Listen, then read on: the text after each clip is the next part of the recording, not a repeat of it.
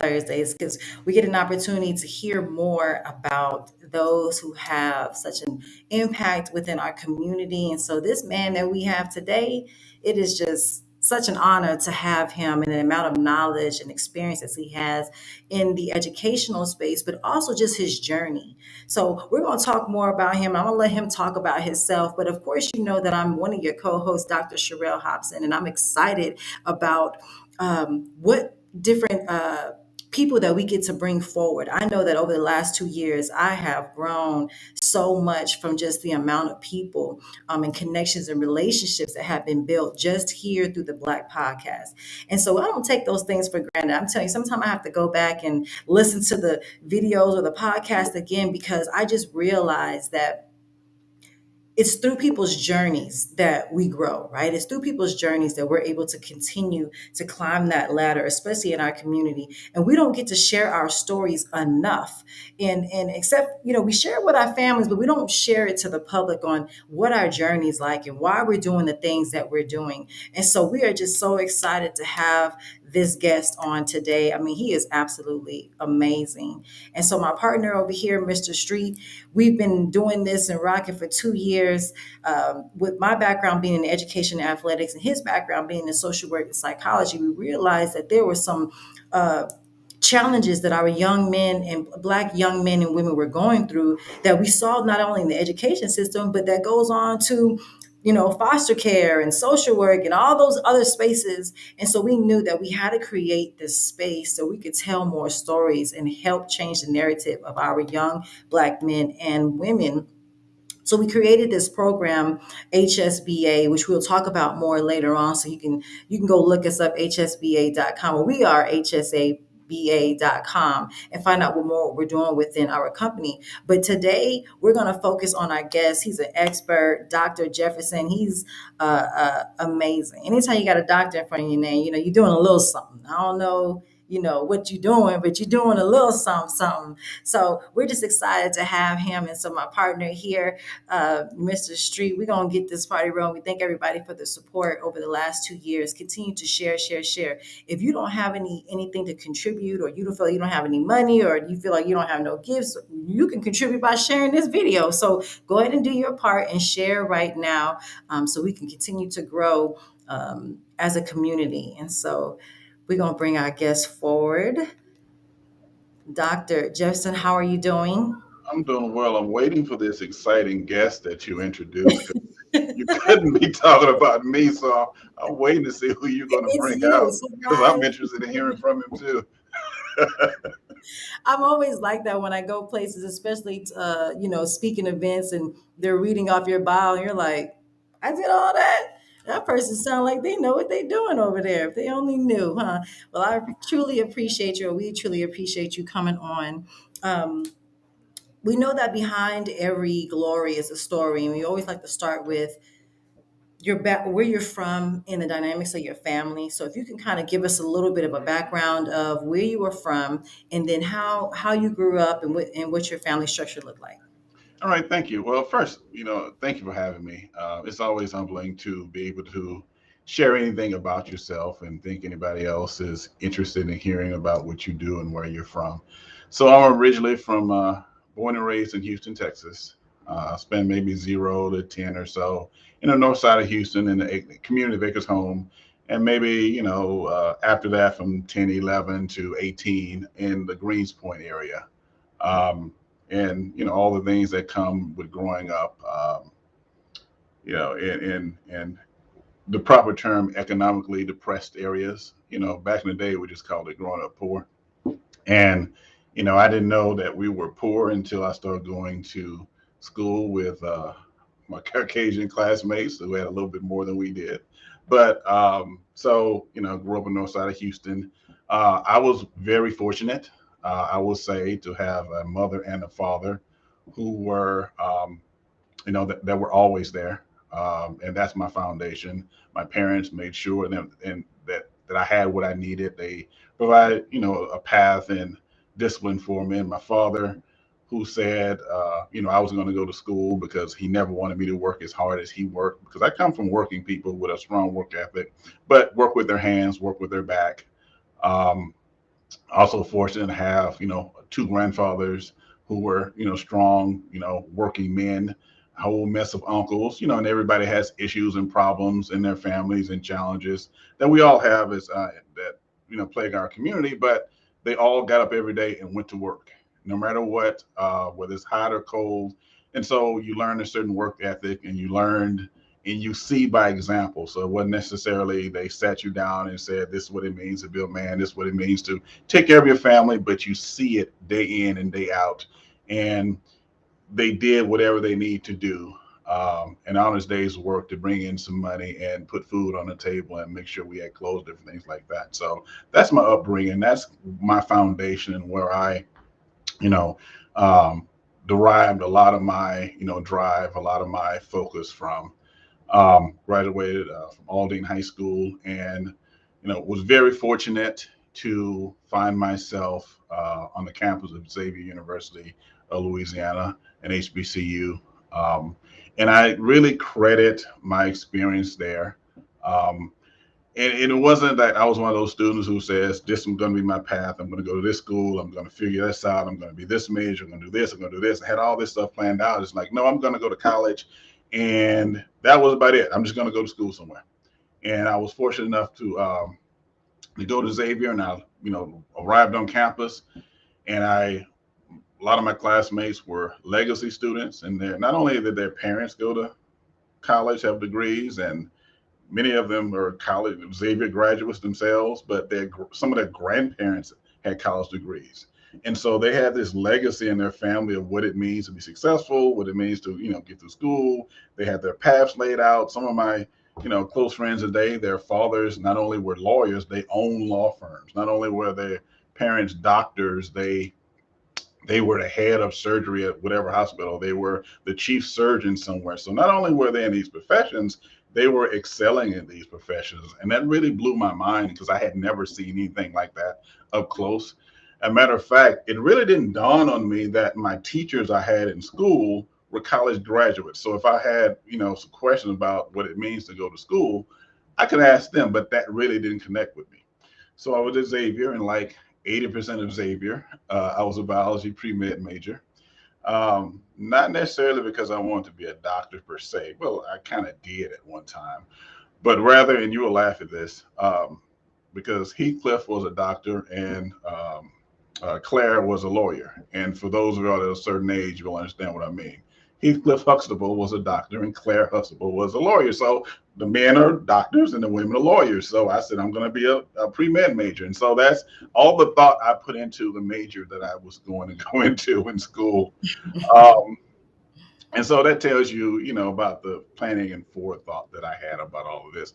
But again, being a first generation college student, trying to feel my way through, um, and my parents, making sure I got there. But then after that, it wasn't a lot they can kind of tell me about that experience, but other than give me support and say, you can do it, do your thing. And, we're praying for you, and we're, trying to send you good energy and all that kind of stuff like that, just kind of feeling my way through. And so I struggled.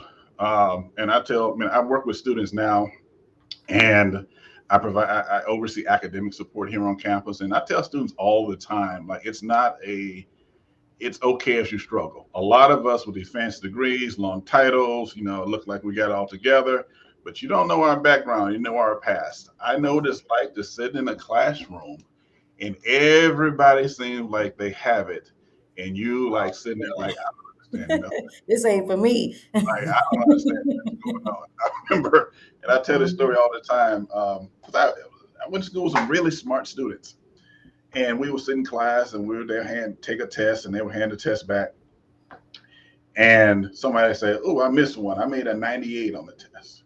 Somebody said, "Oh, No, take it. I made a 96." And somebody said, "Oh, I made a 92, but I got extra credit, right? So it put it up to a 95." They handed my test back, and I put that thing straight in my backpack because nobody's ever going to know what I did. So Like, I what time is struggled. So PE? I struggled my first couple of years at Xavier. Xavier's a really good school, and a lot of really well-prepared students choose Xavier to go there because of the reputation they have, for biomedical sciences and sending people to med school. So you got to be on point.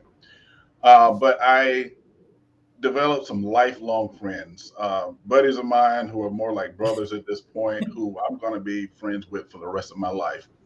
And they said, they just grabbed me and said, "Man, you coming with us?" And that's the thing I was thinking about it. And the beauty of me going to a historically black institution like Xavier was, they're not going to let you just fall. They're not going to leave you behind. If they look and see you not with them, somebody's going to grab you and pull you with them. Say, "Come on," until I can kind of get myself, more acclimated to what the expectations were.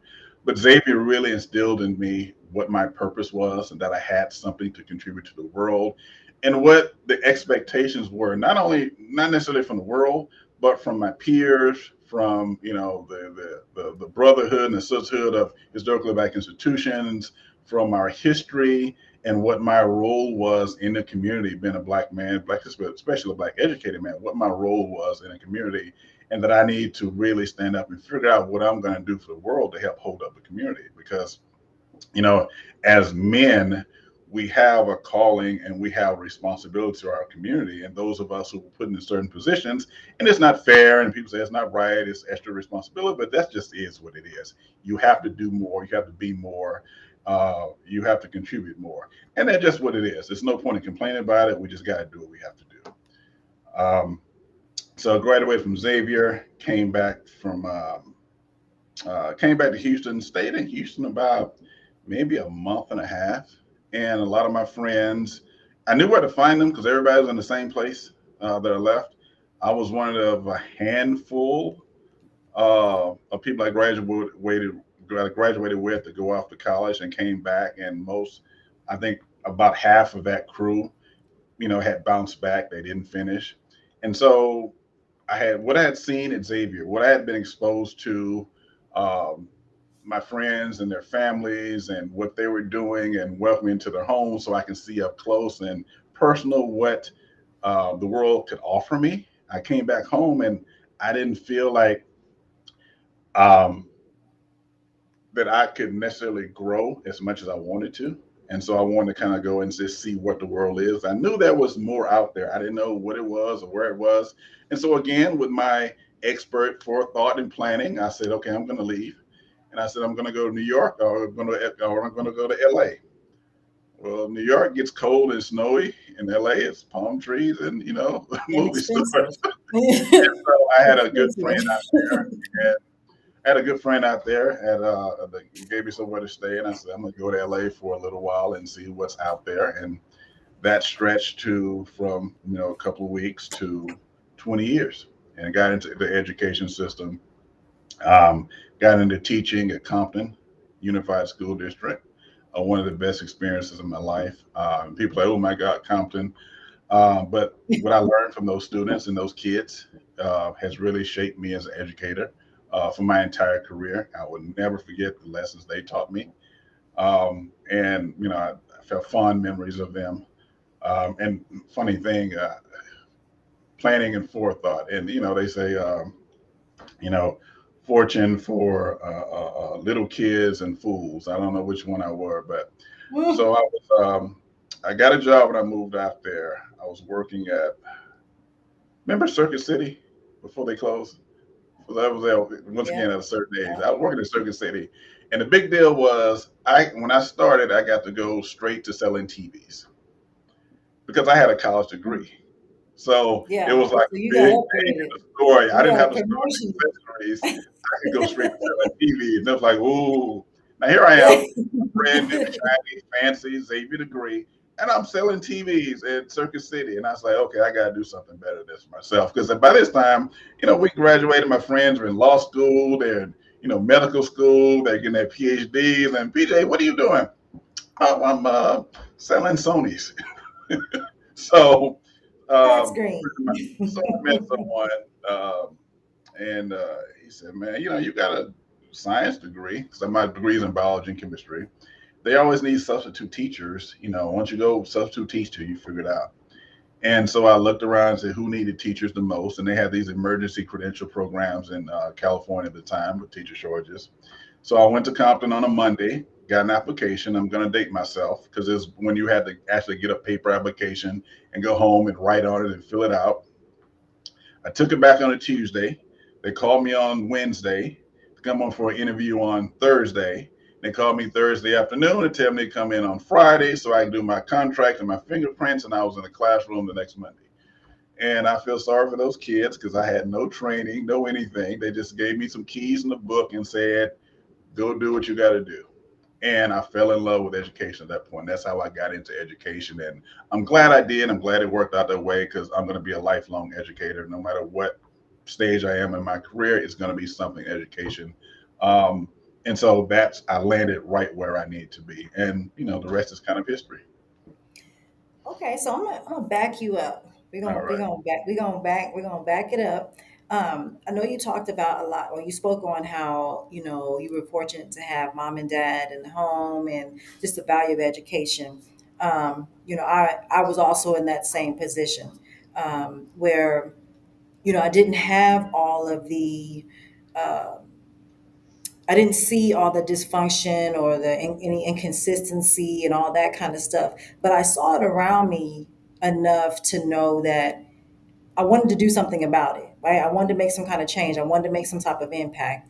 Um, so for a lot of young black men, especially well, anywhere they go, sports is one of the things that is the vehicle that takes them to going to college or having these future endeavors. And so what was that one thing for you when you were back in secondary school that you used, like, besides having the structure? Was it just always focused on academics? Were you involved in any other organizations or programs or extracurricular activities um, while you was in high school, or what was like your high school experience? And I guess I'm just trying to understand how your journey went. Like, what were you doing during that time? Your So, mindset. you know,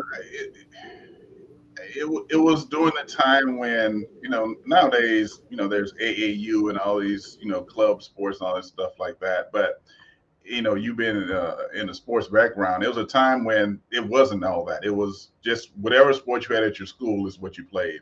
So we went from season to season. It was from fifth grade to 12th grade. It was the same group of us. And the fall we played football, and in the winter we played basketball. The spring that was track or something. So that all, I did all that through high school, and played on a pretty good football team and went to state and all this kind of stuff like that. But I think for me, what kept me on track, honestly, was just my parents knowing that they had a certain expectation, and I couldn't come in the house with certain things like they didn't play that, um, and being exposed to at a very early age what's out there. I had a group of cousins grew up with, very close to, and around a certain age, 15, 16, people started going to jail. People started getting shot. People started getting hurt. Um, and I had a lot of friends growing up in the Greens Point area. And so I kind of had one foot out in school and one foot out in the streets. It was a lot. I don't know if my mother, I sent the link to my mother. So if she's on here, Uh-oh. Mom gonna be like, you putting all our, because but the parents be looking. They be like, you told them what? so, a lot of my friends were out in the streets doing a lot of activities that were frankly kind of dangerous. And so having some close calls, seeing people that I cared for hurt or incarcerated and different things like that. And having, I had school friends, and then I had my friends that didn't go to school. I just kind of met up with them after school, and having the kind of balance between those sets.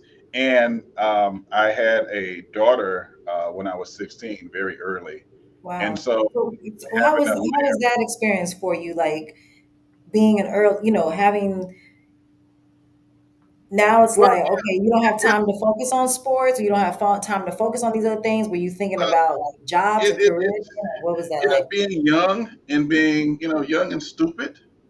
You really don't get the gravity of it until a little bit later. And just growing up and where we grew up, how we grew up, it was a time where a lot of people started getting pregnant or having kids. It was kind of a thing going on. But once again, going back to my family, my mother and my father said, okay, well, you have a future. Let's intercede here and step in and kind of help out. And even to the point, like my daughter, lived with my parents for most of her life. My daughter is, she's part of, this side of the family more than her mother's side of the family. So she's kind of part of us. And but my mother and my father, again, I got to give them a lot of credit for kind of clearing the path, because that could have been especially a particular detour, and trying to say, okay, well, there's some things that you need to do in life, there's things you can do in life. We're going to kind of hold you down, while you go and kind of figure this part out until you can kind of do what you need to do. Wow. So, so we fast forwarded to where you transitioned from high school into college. When you first got to college, um, did you always know that you wanted to get into education? I know you said you went the route of, you I don't know, how, because I'm the same way. A lot of my students would be like, man, coach, or, Doc Dobbs, you don't understand, man, you smart, you got a doc. And I used to have to explain to them, I was the student in high school or junior high or whatever when it was time to do that. Uh, Reading Robin and Robin, round table Robin, and everybody had to read, I would go to the bathroom, and stay there as long as I could because I was hoping they would skip my turn. And some teachers got on and they waited. I'm like, shoot, I'm going now. I need to go to the nurse because my stomach's hurting. you have So the I found sparrows, every the eagles, and the crows. I found every excuse to get the heck out of there. And so I just learned as I went to college. I remember my first year in college sitting there, and I always talk about how I ran track in college. So I remember saying, "Man, your options were you want to be a physical therapist, you want to be a lawyer, or do you want to be a teacher?" And so it was like, don't want to be a teacher. And the physical therapist like, So then I said, well, you know what? I think I'll go into I'll just do physical therapy. So they said, okay.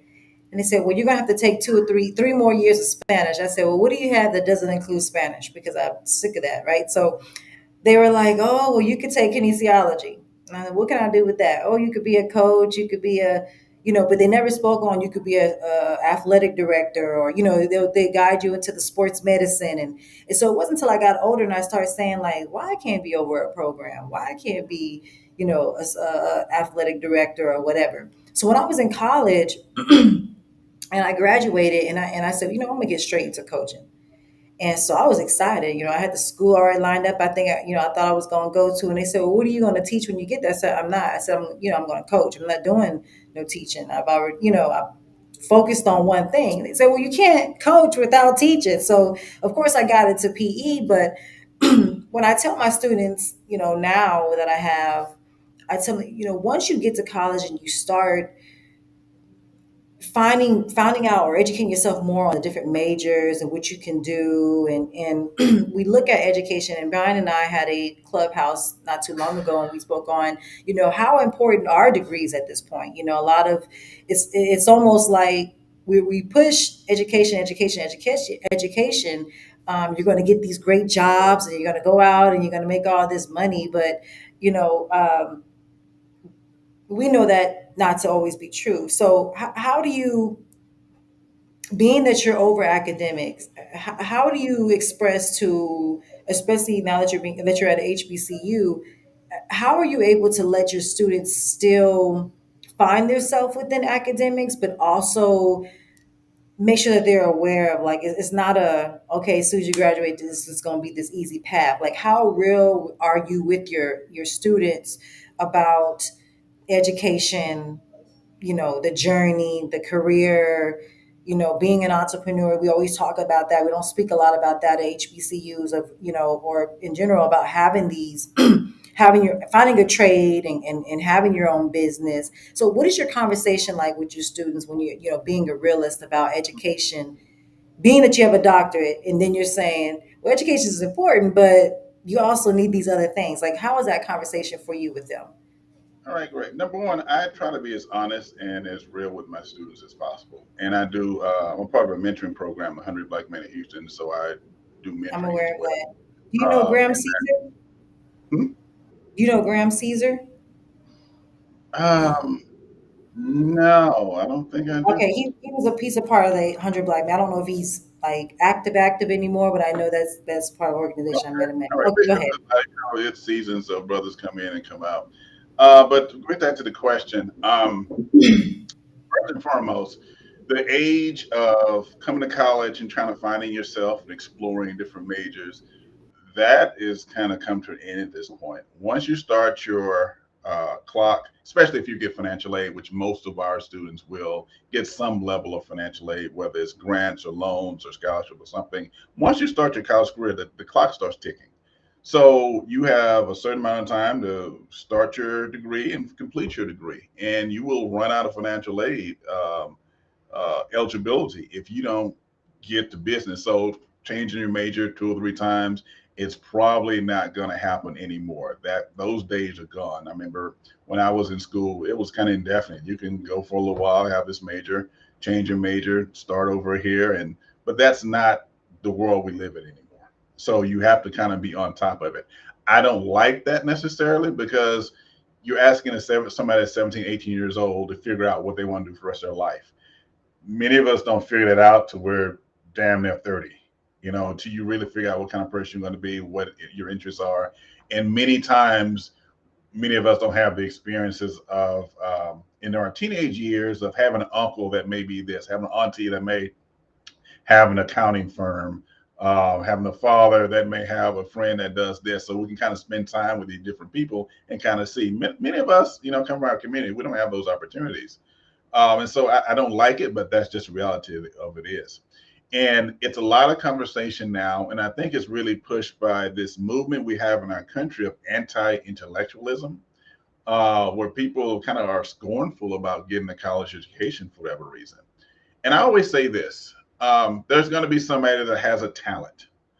There's going to be somebody that has a skill. There's going to be somebody that has a good idea or an invention or whatever it's going to be. If they're going to be an entrepreneur, they have, whatever the stars line up right, that they're going to be a millionaire and they're going to strike it big. And we're going to see them on, TV and social media and all that kind of stuff. But for 99% of our community, 99% of us, that degree is going to be our best option. And so we kind of hang on to these hoop dreams, like, oh well, I can do this, I can do it, I'm going to make it. Lightning strikes like that are very, very rare. And I always tell students, I'm not going to rain on your parade, but I want you to be realistic. That everything has to align for you just right for that to happen. Getting a college degree will help you with that, and it'll be at worst a backup plan. And getting a degree is never going to be a hindrance for you. It's never going to hurt you at all, whatever degree you're going to get. So I always say that. And then I hear people say, well, college isn't just for me. And I don't believe that. I mean, I'm a lifelong educator. I just don't believe it. Um, there's different routes to higher education. That may be community college. But even if you want to go and be an auto tech at Toyota these days, they want you to have an associate degree from one of their T10 programs that's offered at community colleges. If you want to be a plumber, you can go to one of the community colleges that has that, and you can learn to be a plumber. But what I've seen in working over my years is I have students come in. Well, I just want to be an automotive tech, so I'm just going to do that program. But then they may have to take one English class, and they actually do pretty good. I said, okay, well, I'm going to take the next one. They do pretty good in that. And next thing you know, they're doing auto tech, but they're also at the same time pursuing their associate degree. They graduate, they can go be an auto technician. They get hired somewhere at a Ford, or a Toyota or whatever they're going to work at. But then they take that transfer degree, finish that, and transfer to get their bachelor's. And so many times it's because of our experience in education, and we really haven't found success, or we had some negative experiences, or something happened that we didn't like in school or how they were taught. And we haven't connected people to the way they learn best. And so they have a negative connotation towards school. But I'm not one of those people who are ever going to say, well, education, is not, higher education is not for everybody. I just don't believe that. And to wrap it up, many times, um, in our community, we have undiagnosed needs and unmet needs as far as learning abilities, and so we don't. So like I'm just not a good reader. Well, many times there's something there something may cognitively, something physically that's undiagnosed, that once we kind of correct that, then it opens up, their ability to really access education a lot better, and they end up thriving. I Most of the people I've seen in my, as far as an educator, that said at one time, higher education isn't for me. They go straight out of high school, go get a job, career, wherever it may be. Um, I will see them again at 26, 27, 28. They come back to education and say, okay, to get where I want to get in life, I need to finish this degree. And at that point, they get really serious about it and do fairly well. So I'm really direct with students and saying, okay, it's not that education isn't for you. Let's figure out what path is for you, what major may be for you, what your interests are, and see if there's something we can do to really connect you with it. And sometimes it just maturity level. You may not just be ready. And for some people, it may take going out into the world and figuring out, like, yeah, it's kind of tough out here. It's kind of hard, and this is will help you in the long run. And then lastly, I would say, getting a continue your education is not just about money. It's not just about what kind of job can I get. The growth and maturity that you get from going through the process of learning how it expands your mind, how you're exposed to different ideas, how you're exposed to different people, different cultures, different parts of the country, even how you're exposed to literature, how you're exposed to mathematics, how you're exposed to problem solving and critical thinking. All that can shape the kind of person that you are, that will benefit anything you do for the rest of your life. So I think we kind of lose track of the the intrinsic benefit of education when we just look at the economics and, okay, and what kind of job can I get from it? Yeah, because we definitely, a lot of us, of course, you want to make money doing what you're doing, and I was looking at, I've always been in secondary education, like I said, for 17 years, and so now I'm, actively seeking higher ed, and I want to get into a HBCU, and I have my challenges, behind HBCUs because, number one, I know the money's not there, right? But I've had situations, even with a doctorate and all these experiences, where I'll apply for 1,000 positions at PV or TSU, and you don't ever hear anything, right? And so you're like, are they not hiring? I mean, I see. So, the following up, and and and then when you do get that opportunity, um, from my experience, when I have got that opportunity to get an interview, I go in and knowing, hey, like I know I'm prepared for this job. I know that I could do this job, and then it's like, well, you're overqualified, or you never hear from them again, so you just assume, I guess I didn't get it. You know what I'm saying? So, but you want to be on a campus where, like, I've never had an HBCU experience myself personally, and so I always said, like, if I since I never had an opportunity to go get a degree there, I would love to be a part of it where I can see those students and really have some hands on, and make those different impacts. And so,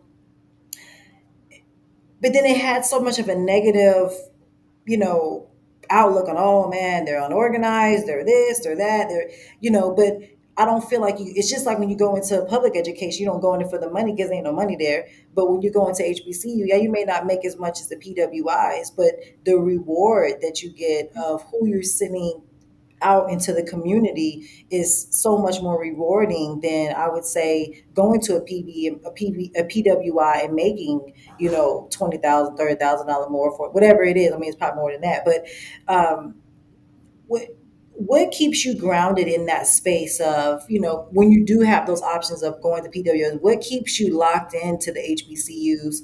What is it about that environment or that community that you feel you work best in, or why? Well, a couple of things I want to address is because I mean I've applied for jobs with predominantly white institutions and never heard anything back, and nobody, or you interview, nobody's ever called, or you walk in and you killed the interview and you find out somebody else got the job. So one of the things that I think we do sometimes, I'm not saying you're doing this, but in general, that we do subconsciously is we we judge our institutions on a tougher scale than we do other institutions.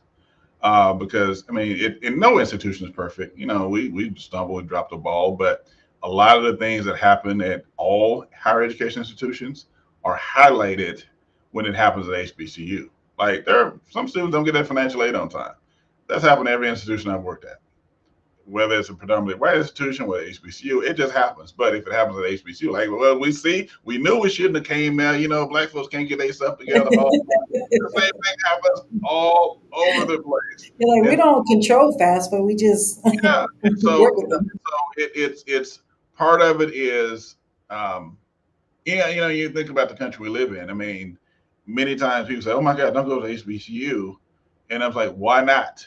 And it comes from the same people that say, "Okay, we all steal, and you know, I'm gonna take your wallet, and we you know, we're not this, we're not that," and sometimes we unconsciously parrot the negative stereotypes about us, and why is our institutions that have historically been the place that has produced excellence in our community, why do we always look at them with a little harder lens? Because if you look at where the most black doctors come from, the most black lawyers come from, you look at everybody that we celebrate in our holidays, where did most of these people go to school at? Everybody that's on our stamps, where they go to school at? What is the history of a Xavier and putting African Americans into the best medical schools and bioscience graduate programs in America by far?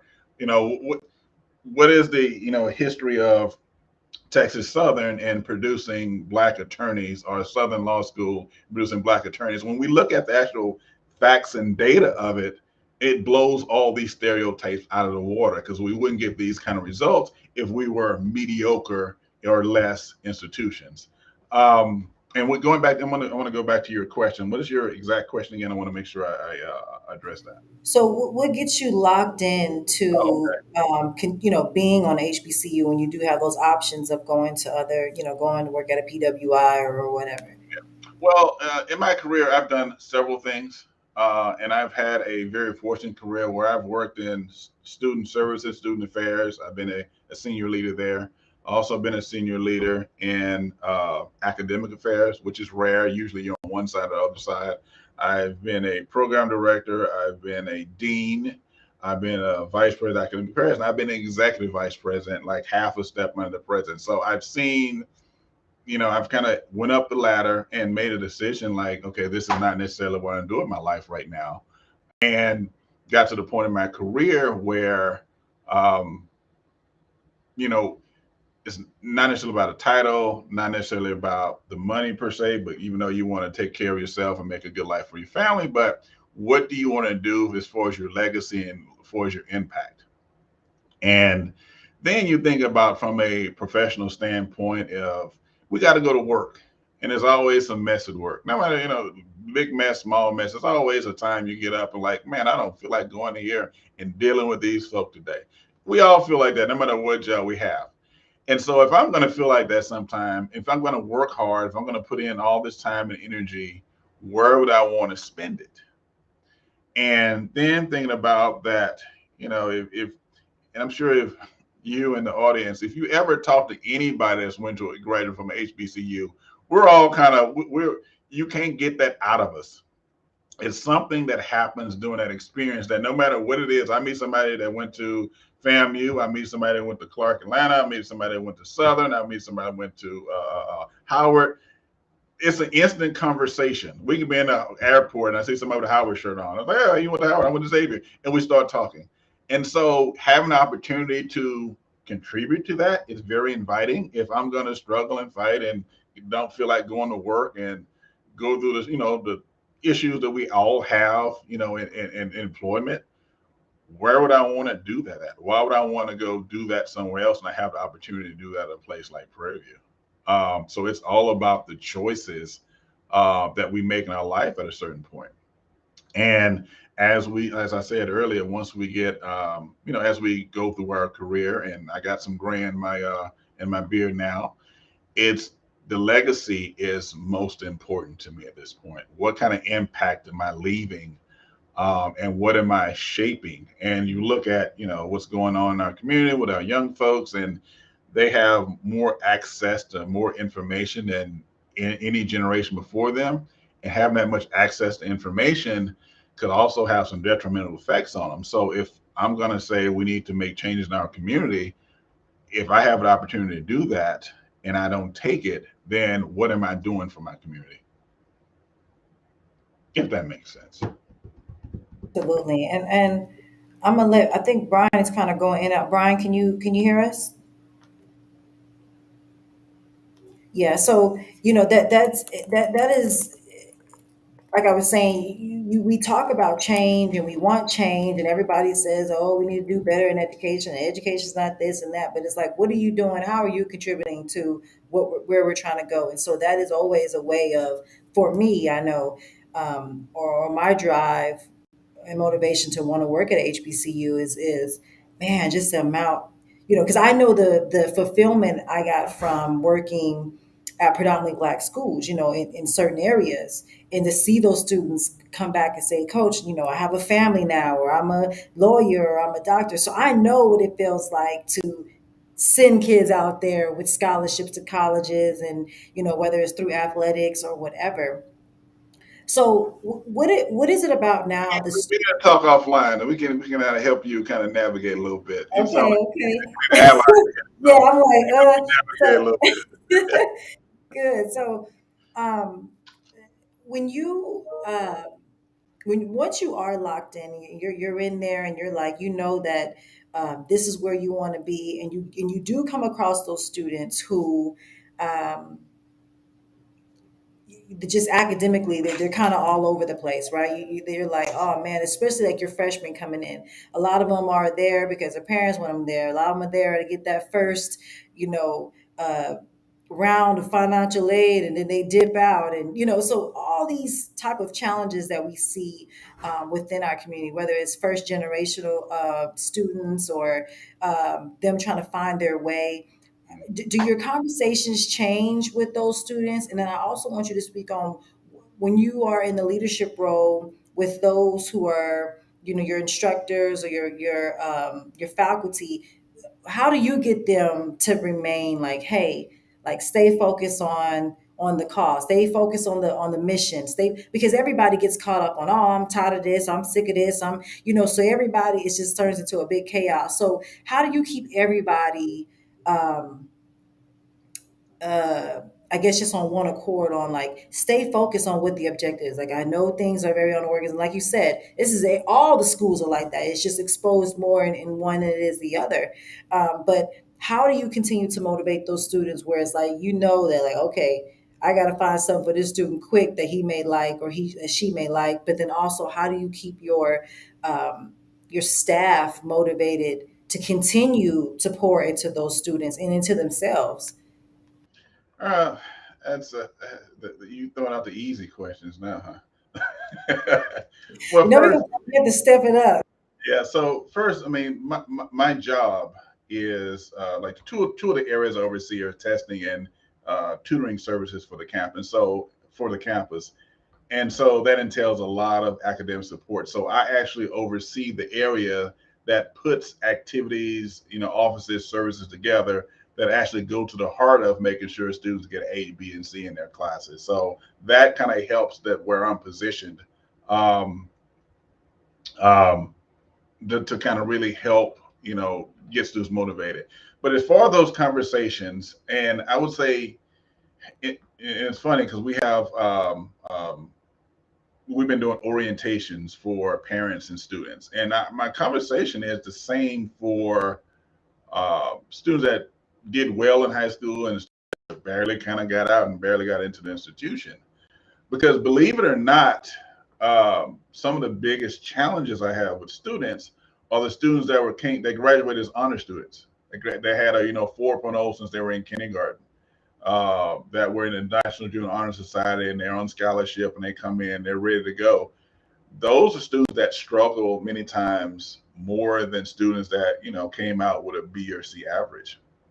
And a couple of reasons for that is many times students that are honor students, they have a certain expectation of themselves, they have a certain view of themselves, and going from high school to college is not like going from 12th grade to 13th grade.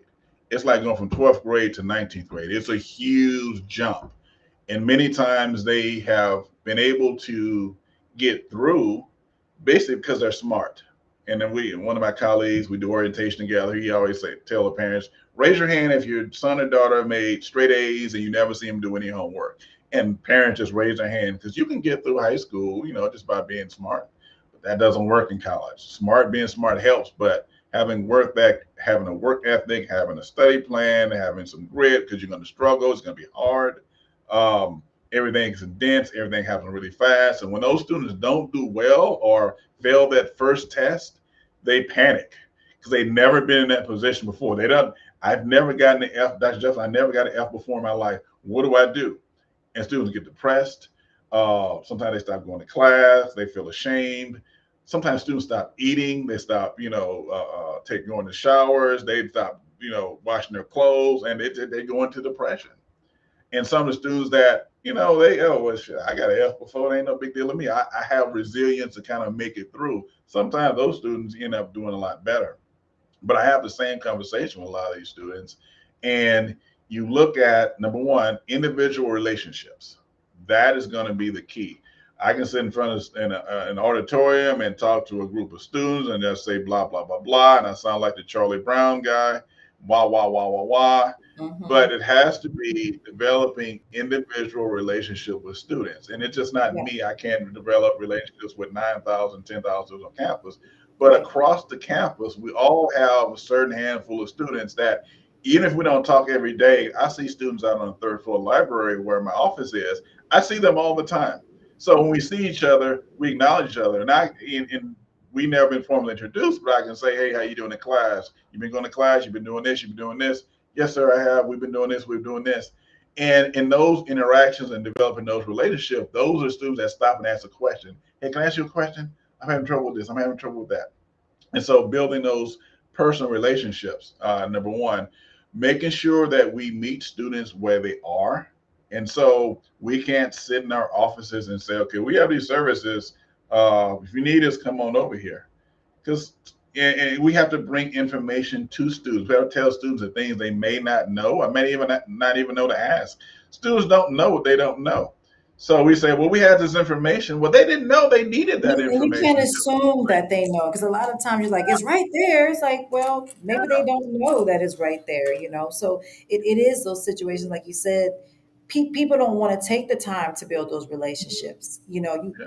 When people look at your success, they, oh man, you graduated all those students, they did so well. It's like I build relationships with them. I hold them Yeah. accountable. I know that, hey, I tell them, you put the effort forward, I'm going to meet you wherever you're at. So if you need work on weekends, if you need extra time, I'm going to continue to push as long as you continue to push. And so we have to let our students know that. So speak on how, like, nowadays where there's so much trauma, and you spoke a little bit on it, where our students go through, how are we able to still keep them in that mindset of being successful when we know that they are dealing with a lot of trauma? That is a good question. Been in a training for the last 3 days. I'm on the student conduct board here, and we talked about that many times our students come with trauma, and that trauma is manifested in their behavior. And how do we maintain the education environment of the campus, but at the same time address the trauma with our students that they go through? And that is a good question, and I wish I had a solid answer for you, other than we have to know what's going on. We can't have the attitude, well, you know what, I'm coming here doing my job. I just teach my classes, I'm gone. You can't do that. Um, and I work with a campus full of colleagues that are all here for the same reason. And they understand, and of course, it's not everybody, because it's never everybody, but you got a critical mass here on campus that understands the history of PV. PV goes back to 1876. We've been kind of doing the ups and downs when the state's been trying to close us for 100 years, all that kind of stuff. So people really embody the history of this campus when they walk around. And so when we see a student struggling, when we see a student kind of going, to the left a little bit, you know, and it's the environment where if I'm walking through the hallway and I see a student doing something, I can say, "Hey, what are you doing?" And they say, "Oh, or I'm sorry," or they straighten up, or I can go and say, "Hey, you need to come talk. You need to come here and talk to me." Because it's that kind of environment where we are in many terms times segregate parent for them, and they kind of respect that, and so it's that kind of culture on campus. But I think as a community we have to do a lot of talking about what's going on with our young people, because it's a lot going on with them. And I think it's a reflection of what's going on in the world. I mean, somebody can shoot at you just by for stopping at a stoplight too long these days. So I think it's a reflection of what's going on, and we have to stay very aware of what's going on with our young people and collectively try to figure out some interventions for it.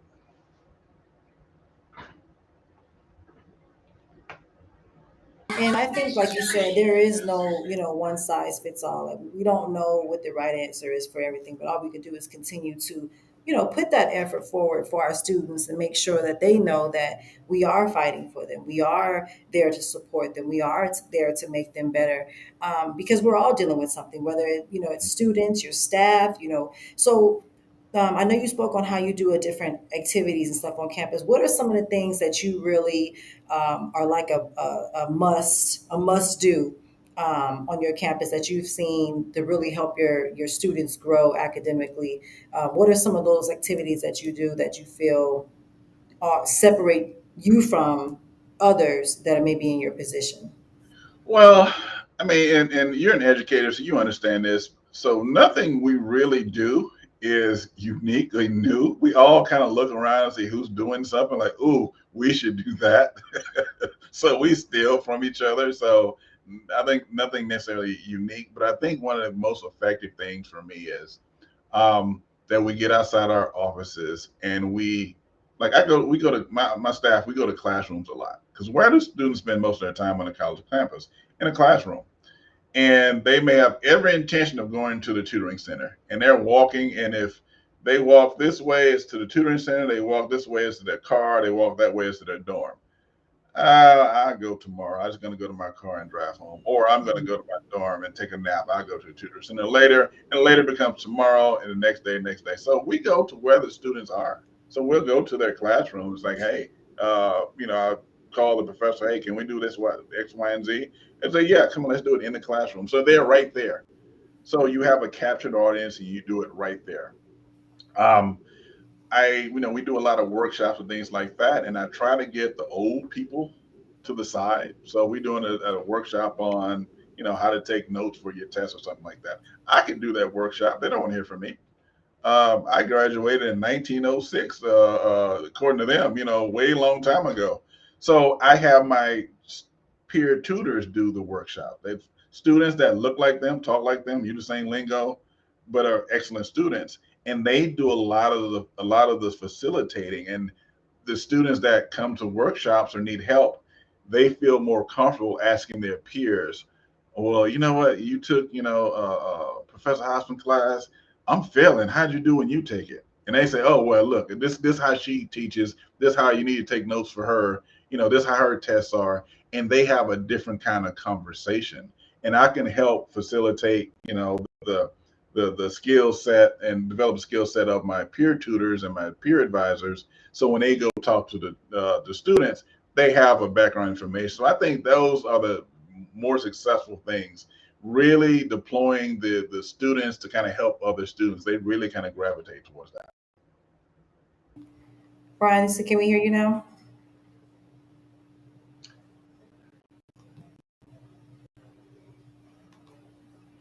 Brian been traveling. He's been from from He's showing there off. He to got he the got his fresh bald head. He's been working on his beach body, and he's out there in Miami. So it's like, he's living his best life right That's what it is. now. We can't hear you. He needs to go up to his penthouse suite where he's staying.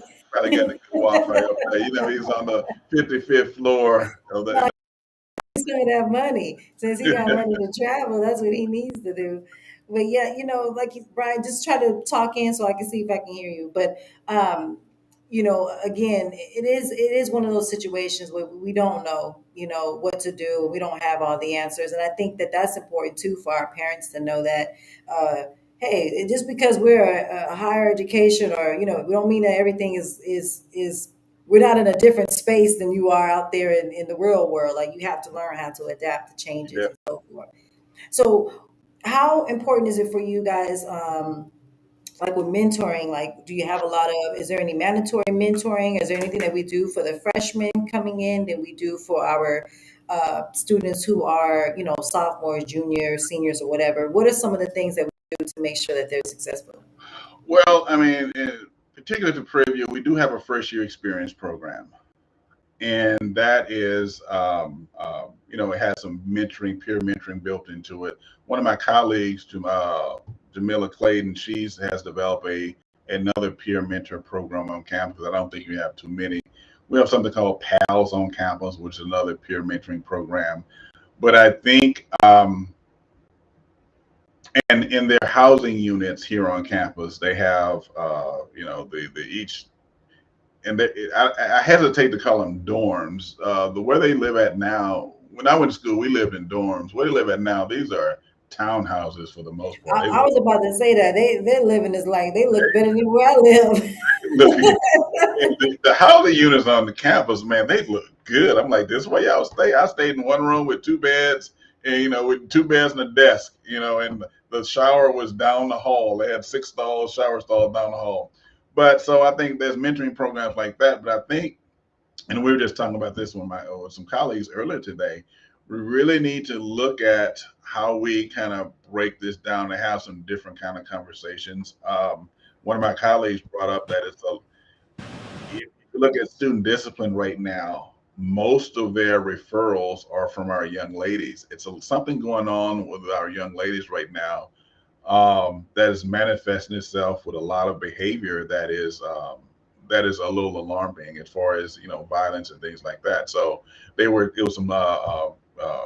some of my women colleagues that were talking about getting together and trying to figure out what to do to address that, because it's noticeable nowadays. So I think that's something that we're going to have ongoing conversation about. There's some things we're doing for our young men on campus. I remember we a group of us staff, for the freshman young men, we arrived on campus. We got them up like 4:30 in the morning, and one time we had these different stations around the campus, and we kind of walked them through, and at every station we kind of had activity for them and something kind of ceremonial for them to kind of really induct them into the campus, what it means to be here, what it means to be um, a male student on campus. Because I mean, we're probably 75, 80% women on campus. So if you're a young man and you make the campus, it's imperative that we graduate you. I mean, this is one of the oldest historically black institutions in America, one of the most popular. Everybody from coast to coast knows what Prairie View is. And we only got a handful of men coming in every year. And so we have to make sure they graduate. But I think the emphasis now, honestly, is on addressing some of the issues going on with our young women on campus. Yeah, because there was a time where, like, it wasn't so much the girls, it was the guys, and now it has changed. But Yeah, a lot of things play into that. It's the social media, it's the identity. it's the That they don't music, know. It's the music. It's the just um, hypersexualization of young women. It's just a yeah. lot I of mean, it's a whole lot, it, that's why I always tell people, for myself is I do the things that I'm doing, and I'm continuing to always grow as a woman, because I don't lead by example for my students or for my peers. I am the example, and so what better example do they have than someone right in front of them? And so they have to be able to see you and have those conversations where, yeah, it's not easy. There's some challenges, there's some this, but look, you'll be good, because this is what you need to do, or this is how I've done it, or this is, sharing those experiences with our yeah, students. I think is important. When they look at you all put together as a package deal, yeah, they like, man, I'm not listening to this dude or this girl. yeah, She don't know nothing. But when you are able to open yourself up and be vulnerable and share those stories, that's how our students grow. And we don't do that enough. I think, especially in our community, we yeah. want to look like the package deal and put this mask on, but our students aren't going to get any further, as long as they just continue to see this package deal and not understand the journey and the struggle that goes behind it. in 100, our one of our mottos is what they see is what they'll be, and that's exactly that. They need to see us. They need to be close to us. They need to be able to touch us. They need to be able to talk to us and develop those relationships. And so, another motto is real men giving real time, actually being there with our mentees, week in and week out. So, like you said, you can be present, they can actually see, and they get to know you and get to know what's behind you. So, I agree with you 100%. Yeah, and like you said, it's just that, and I think that also in our community, um, we have to do a better example um, on how we communicate as men and women at the HBCUs or in the community, because again, those are things that matter too. How we speak to each other, how we treat each other. Definitely. Because you go to those PWIs, they bring each other up and make all kind of thing, adjustments for one another to get each other where they need to be. But we have to do a better job of um, creating a safe space for each other as Yeah. leaders. A black man in a leadership position with a lot of responsibilities. Well, what can I do to make sure that you're successful? Because the more successful you are, the more successful I am. The more Yeah. successful I am, the more successful the students will be. And so we can learn how to continue to create that chain of success and not being so much competition amongst each other. I think that we can definitely get a lot further. So, what is your intake on just what we can do to better um, create that space for one another so that we can be a better asset to our students? Well, I mean, it's an interesting dynamic going on in our community, especially among those of us who are at professional levels. There's a lot of conflict between, I think, black men and black women at this point, and conflict and competition. Um, and I think it's to the detriment of our community as a whole. So it's less about working together and more about saying, "I don't need you," or I'm going to go, we're going our own way, forget you, forget that kind of stuff like that. And I think that only works against us. Our community has been strongest historically when we're together and we work together and we support each other. I mean, all the way back to all of our experiences in this country from 1619. So I don't know where that's coming from, but I know it's not helpful to us.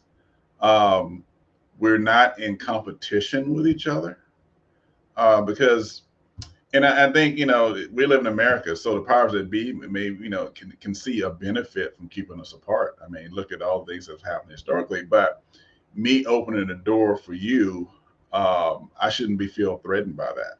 And if I open the door for you and you get in, the payback you should give me is to perform to your highest ability.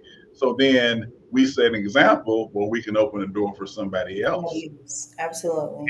because that's what other communities do. They somebody gets in, they get established, they hire somebody else, they hire somebody else, they hire somebody else, and then you look up, they got their whole crew in there and they're going at it. But for some reason, we've gotten to the point where we feel we need to compete against each other. At the end of the day, I mean, we're all looked at the same. I mean, black men and black women, we're looked at, in the same light. And we are, allies to each other. And historically, again, that's how we've been able to survive in this country for 400 plus years. So, kind of, I want you to speak on. I know that within education now, our students, our teachers, there's this huge shortage of teachers now. Are you seeing that same turnover? And a lot of it is burnout, right? Teachers are just tired. They're just like, look, if I have to call another parent, if I have to, pick up another something off the ground, if I got to do, so I personally have friends that said, I know I don't know what I'm gonna do next, but it ain't gonna be in the classroom. And Mhm. so, are we seeing that same challenge on in higher ed as well with staff? Well, yes, I would say, and I'll speak particularly for African Americans. We're not um, earning doctor degrees at the level that we should, and especially in like those STEM fields. We're just not, we're lagging behind. And for those who do earn maybe a PhD in a chemistry or physics or mathematics or something like that, the opportunities in private industry is so lucrative that it's hard to say, well, I'm gonna go teach full time versus going being an engineer over here and doing this and making this money, or getting a PhD in something like mathematics or something like that. And the offices you get, maybe from a PWI or something like that, may be so lucrative. It's hard to say. It's hard to turn down. Everybody wants to create a comfortable life for themselves and their family, so you can't knock people for that. But I think it is. But it goes back to number one. We've made teaching so unattractive that it often is a fallback career. I had another major. I was in broadcast journalism. I tried to get on TV. I tried to be a reporter. I tried to do this. It didn't really work. I need a job. I mean, similar to what I did. I got an education just by happenstance. And so I ended up, well, I guess I'm going to go teach a class. I'm going to go teach. Or something didn't work out. But it is not that first choice major. Like I didn't go to college and say, I'm going to go be a teacher. That is, we have made it really unattractive. It made it unattractive based on the pay, because of all of what teachers have to do, based on how teachers are vilified and ostracized in the community in many respects. And so, and then we've done a very poor job of really highlighting the career paths for an educator. And we just say teacher. I think we should call it an educator. So once you get in and you get your teaching credential, you start doing that. There are 1,000 other career path jobs that pay very well that spin off that. So we only think about, the teacher and the principal, but there are also academic coaches. There are also people that work in the district office. There's also special ed advocates. There's also people director levels. There are also superintendent levels. We don't really highlight the career path that you can go on. That you can start as a teacher and go all the way through. And on top of that, we never really highlight the career path, because you can go probably ask 9 out of 10 people on the street, how do you become a college professor? Most people could not tell you. They don't know. That's not a career path. And when you enter as a freshman, college faculty career path, how do you do that? We don't say this is what you can do. It's kind of like, if if you kind of figure it out as you go.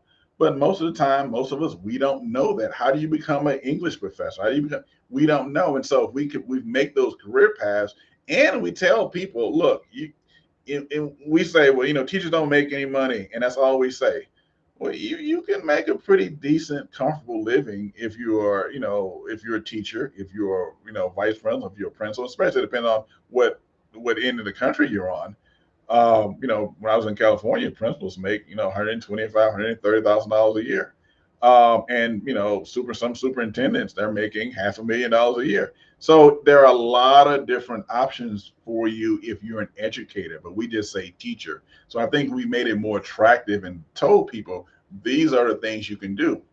On top of it, my daughter has her MBA, and she it's funny because she said, I told her, you need to think about teaching. And she told me she would never be a teacher because she don't like dealing with other You hear people. all the trauma stories.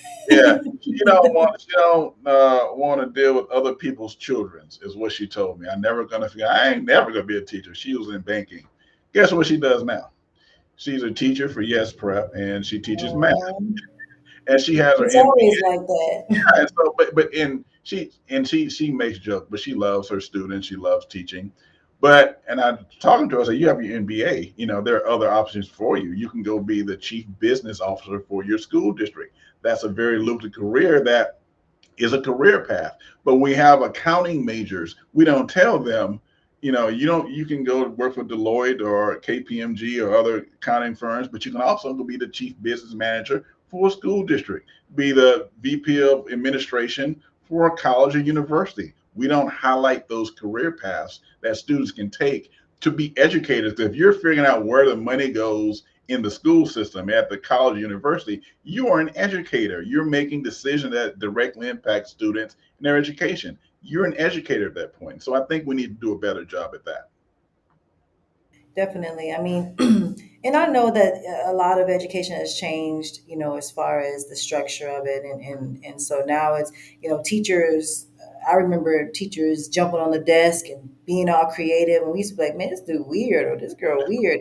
And so they have taken away from a lot of teachers really being able to show their personalities and stuff like that. So a lot of times from the outside, others only hear, like you said, the negative of like, oh man, teaching is this and it's boring and people are micromanaging and we are teaching to the test. You're not really able to teach like back then when people talked about life. It's like you're so focused on making sure that they master this one thing. So leave us with something with to that student that is is feeling like college is not for me, but I'm not sure what I want to do. So I want you to kind of speak very brief to that. And then also to that person who is on that career path and they're deciding on, I'm really good with kids, but I don't want to be a part of that, or teaching is not for me, or being in education is not for me. So what would you say to that person very briefly as well?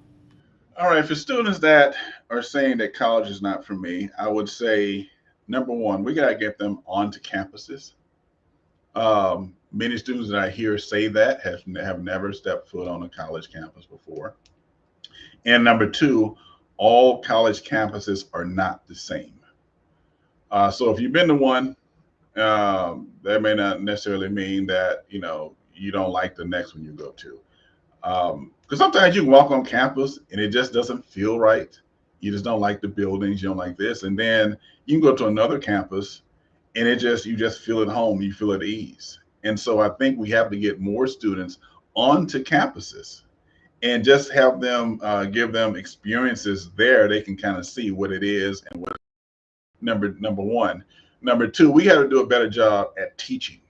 Many students feel like college isn't for them because the teaching they receive isn't very good. And I'll just say that as as an educator myself, the teaching isn't very good. They're going there, and many of our students are bored, or they have dealing with and depending on Thousand what worksheets.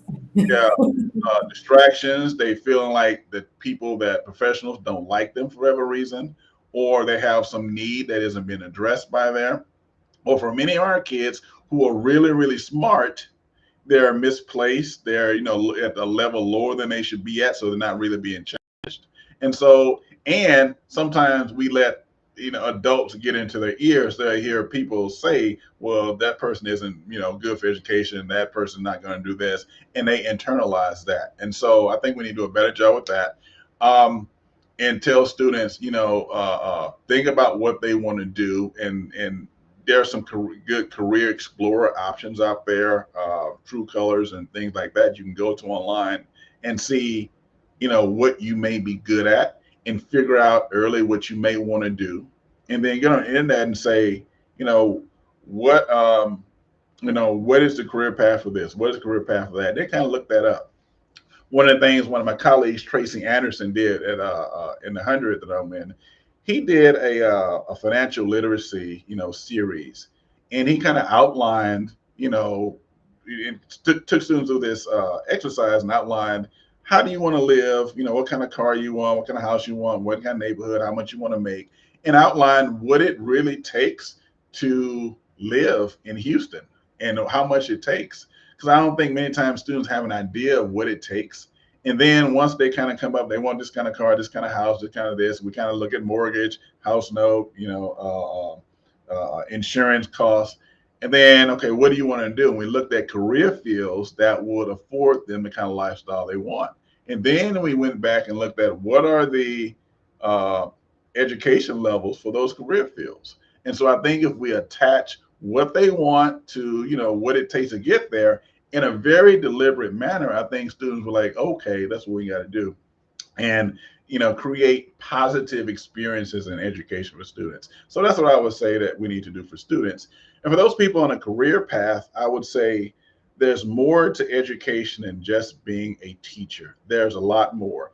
Usually at the K-12 level, being a teacher is part of it. So you got to do at least 3 years in the classroom. That's kind of like the minimum. And then you can start expanding out from there. In higher education, we really value, number one, you have to have your credentials. You have to have your, at least a master's in the community college level, and to be a lecturer at a 4 year, but you need a doctorate degree before you're to teach at the 4 year school for the most part. But there are um, a lot of opportunities to do more than just sit in the classroom and lecture all day. Um, if you go to our School of Architecture, you walk in that building, and you go into the engineering department, they're doing some way out stuff over there. The gentleman that's over our medical academy here, he's an MD, and he does a lot of really cool stuff with students that are in our pre-med program. So there's a lot more than just sitting in the classroom and lecturing all day. The the old school, what you see in the movies, the professor in the tweed jacket and the bow tie standing at the front, at the front of the classroom just talking. That's not really what it's like anymore. That kind of went away a long time ago. There are a lot of opportunities to be really engaging, make some decent money on top of it, and have some really good benefits. For example, I mean, if I stay here and teach, my son gets a tuition benefit. So he can basically go to school with no tuition if I stay here. That's a benefit. Being a public educator, I mean, we got some of the best retirement programs uh, in America. So I may not get a bunch of money up front, but my retirement looks pretty good. It's a lot of other benefits you get. Um, I called some of my friends the day after Christmas or 2 days after Christmas. I'm like, "What are you doing, man?" I said, "Well, I'm back at work." I'm like, "Oh, I forgot. We get, these 2 or 3 weeks off at Christmas We and always on a break. it's a break." So, I mean, that's a built-in benefit. When you roll over and grab your phone, it's 9 o'clock because you slept late and the rest of your friends at work. That's a benefit. And so there are built-in benefits and options you get as being an educator. And plus, you it's a soulful job. And what I mean by soulful is we're not making money for unknown shareholders. We're not kind of increasing dividends for anybody. At the end of the year, when you have graduation, you can see the fruits of your labor. You can literally change the trajectory of people's lives, because when somebody is a first generation student, they get a college degree and they go on to even get a master or a doctorate degree. The trajectory of that family's life has changed forever, because that becomes a standard in the family. If they get their degree, chances are their children will go on to get their degree or higher, and so forth and so on. And their earning potential grows, their career opportunity grows, and you can literally see people lifting themselves up out of poverty. And that is, having a job that has a soul to it. You're not just trying to sell somebody something or earn some money from somebody. You're actually doing something to benefit, another human being. Absolutely, and like we spoke on earlier, it, the reward that you will have or that you get is definitely, no one can put a price on that. So, are there any books or anything that you're doing, that we can support you in, and how can we find you? How can you find me? So I'm on LinkedIn. You can look up Dr. Patrick Jefferson. I really don't have any social media. I'm not on Instagram. I'm not on Facebook, so I'm not there. I'm just not a big social media person, but I am on LinkedIn. So feel free to search my name up there. You can find me there. Um, a couple of things. There's an education conference that the 100 Black Men of Houston will be hosting in November, November 18th and 19th of this year. It's called the Context of Schooling, the and I'm going brain dead. It's, the context of schooling, the state of the Black man, child, in education. So it's for K-12 educators, higher education educators, parents, and community members to get together to really have a candid conversation of how we can increase educational outcomes for students, Black students in particular, unapologetically in our community, and students of color in a general sense. We are also having a fundraising gala in September. So if you go to the 100 Black Men website, you can do a search for 100 Black Men of Metro Houston. And as soon as you pop in the website, information will be of both of those activities should be on our website. If you want to support mentoring and supporting the community, please go there, 100 Black Men of Metropolitan Houston, and support the conference by registering. Um, the 2 day conference and maybe buying a ticket to the fundraising gala that we're going to have in September.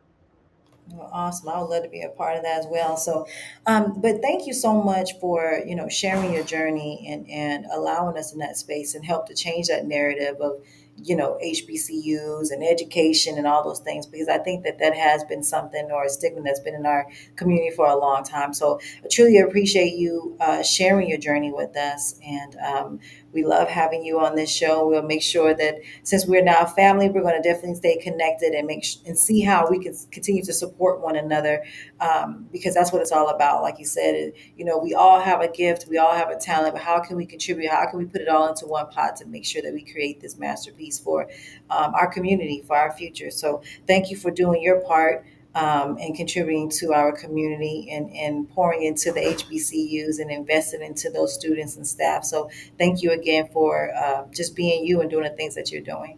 Well, thank you. I'm very humbled and appreciative of spending sharing the space with you. And I look forward to connecting again sometime in the near future. Absolutely. Well, thank you guys for coming on to the Black Podcast. Please make sure that you share this video. Like I said before, you never know who's in your circle that may need to hear these stories. A lot of times we feel like, oh, well, that doesn't apply to me, or that has nothing to do with my journey. But you never know who's in your circle that may need to hear these stories. So share these videos, and we can all grow from this situation.